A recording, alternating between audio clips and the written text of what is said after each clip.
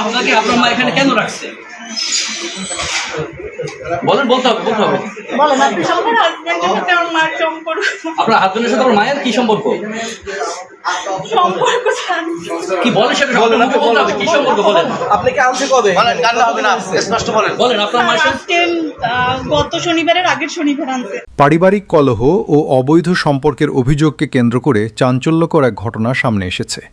নিজের মা ও জামাইয়ের বিরুদ্ধে অনৈতিক সম্পর্কের অভিযোগ তুলে মানসিক রোগী সাজিয়ে একটি প্রতিষ্ঠানে আটকে রাখার অভিযোগ করেছেন এক নারী। তার মানে আপনার হলো কি দেশের বাড়ি কোথায়?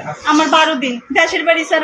আমাদের বরিশাল শহরে আমরা জায়গা কিনে বাড়ি করছি, আর আমাদের মেইন বাড়ি কাটাসুরা। আপনার বাবা কি করে? আমার বাবা ব্যবসা করে। বাবা সুস্থ? বাবা এইসবের মধ্যে নাই। সে কি জানে কোনো ঘটনা? জানে এখানে জানে মানে আমার মায়ের কাছে আমার বাবার কোনো টাইম নেই, সব তারাই করে। আমার দুই ভাইরেও দুইবার 4বার রিহাবে দিছে। আপনার এটা কে সম্পূর্ণ মা করতেছে? এটা কে করছে? আমার জামাই। আপনার জামাই করতেছে? জামাইয়ের নাম কি? মোহাম্মদ কামাল শরীফ। কামাল শরীফের বাড়ি বানুড়িপাড়া বডি স্কুল এলাকায়। বাবার নাম মৃত মুজিবুর রহমান শরীফ। এই সম্পর্ককে তিনি সরাসরি অবৈধ সম্পর্ক বলে দাবি করেন। ভুক্তভোগীর ভাষ্য, তাকে পরিকল্পিতভাবে সরিয়ে দিতে এবং বাধা দূর করতেই মানসিক রোগীর তকমা লাগিয়ে এখানে ভর্তি করা হয়েছে। বাড়ি কোথায়? বানুড়িপাড়া। বানুড়িপাড়া? হ্যাঁ। বানুড়িপাড়া কোন গ্রাম? বানুড়িপাড়া বডি স্কুল। তার বাবার নাম কি?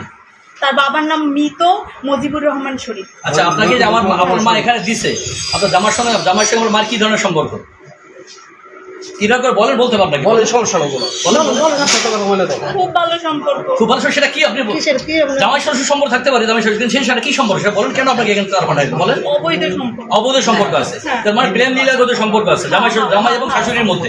এই জন্য তারা চাচ্ছে আপনাকে বলেন কথা কি লাগবে। এখন আমারে যদি ওরা সরাইয়ে দেয় এখানে রাখতে পারে, এবং আমারে পাগল বানাইছে। বলছে যে ওইখানে দেখবেন আপনি লেখা যে বলছে আমি 12 বছর থেকেই নাকি পাগল।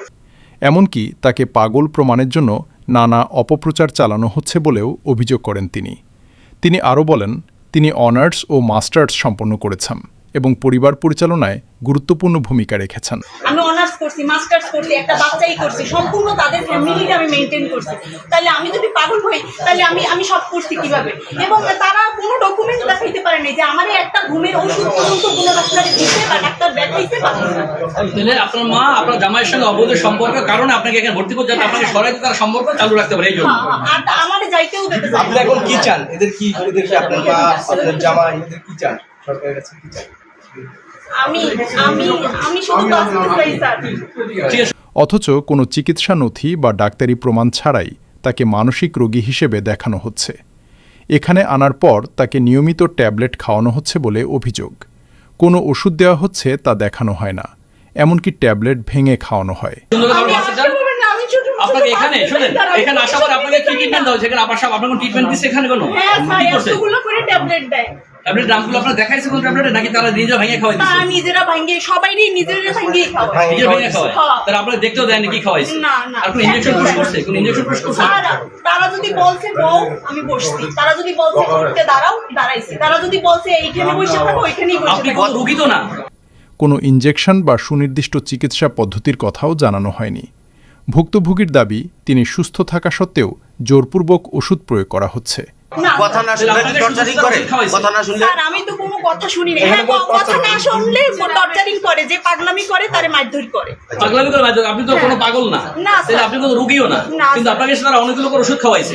কেন খাওয়াইছে? রোগী বাদত আপনাকে ওষুধ খাওয়াইছে। হ্যাঁ, ওষুধ খাওয়াইছে স্যার। ইনজেকশন পুশ করে যখন বিষয়টি তিনি মানসিক ও শারীরিক নির্যাতন হিসেবে দেখছেন।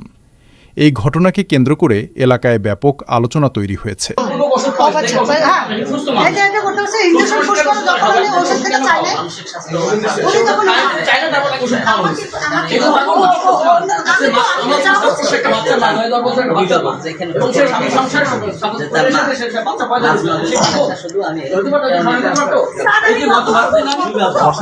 সংশ্লিষ্টদের বিরুদ্ধে প্রয়োজনীয় তদন্ত ও আইনগত ব্যবস্থা নেওয়ার দাবি জানিয়েছেন ভুক্তভোগী।